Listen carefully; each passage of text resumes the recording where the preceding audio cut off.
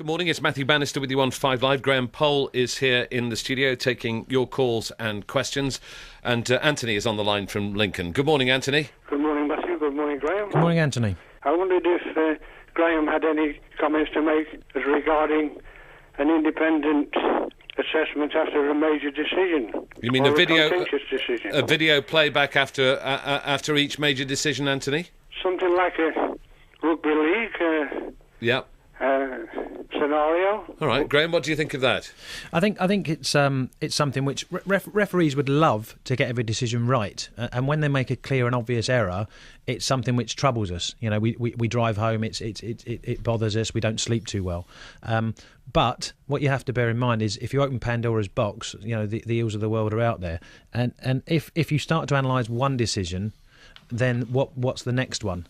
We have a game of football which is great because of the ebb and flow of football. And if you stop and analyse a contentious decision, as you say, or a controversial decision, who's to judge when it's contentious, controversial or disputable? And that's the difficulty. I think if there's a clear and obvious error, it would be wonderful to change that. Under your own volition, not under pressure from players or managers, but you make a decision and stand there and think, damn, I've got that wrong. I'd like to change that, but I don't want to do it because of the influence of the players. I want to go over, check the video and say, that's wrong. Once you do that, though, what about the next decision, the next decision, the next decision? And I think it's something that people need to consider, the whole game, not just one incident. The game could be stopping every 3 or 4 minutes, couldn't it?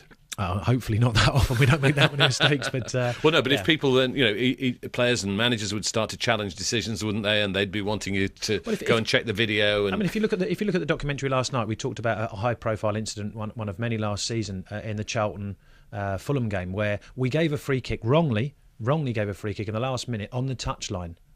Okay. That wasn't contentious when it was given. The fact that it was knocked into the penalty area and then bobbled about and was put in the net makes it contentious. So what is a contentious decision and what isn't? If that ball had gone out of play for a goal kick, then no one cares about the fact you got a free kick wrong. We work with a sports psychologist, and he talks about the conscious mind and the subconscious mind, and how we have control over the conscious mind, but not the subconscious. And that may get a bit deep for you, but No, keep going. it's a situation. As long as I don't consciously make decisions against any individual player or club, then that's all I can control. Could you subconsciously be seduced by the glamour of Manchester United or Arsenal or Chelsea? It's an interesting. I mean, there are university courses which claim that they've proved that a crowd can influence a referee's decision making. You know, it's a fact that I think after a sending off, 4 out of the next 5 decisions go to the team that are reduced to 10 men. Now, that isn't something that I was aware of, but they say... And you wouldn't do it consciously, but it just sort of happens. It would seem to be, because I've sent a player off, I need to prove that I'm not against you and I'm giving you lots of decisions. That isn't something which is a conscious thing. And I've never checked that to see if that's true. It's something I've read from a university paper. So you might be accepting that you could subconsciously be biased, although you're never consciously aware of it. I would say that...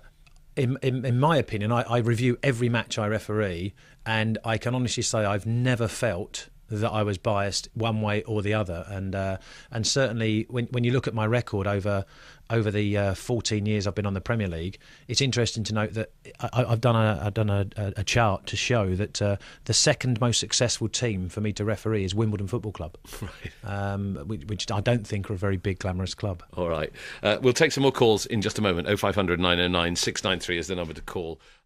Do you worry that the kind of comments you've been making since you announced your retirement are going to put off people who might want to get into the game? Because we heard from the FA last week that whilst there isn't actually a shortage of referees, there's a very high turnover of referees. A lot of people coming in and then getting out of the game. Are you worried that you might put people off?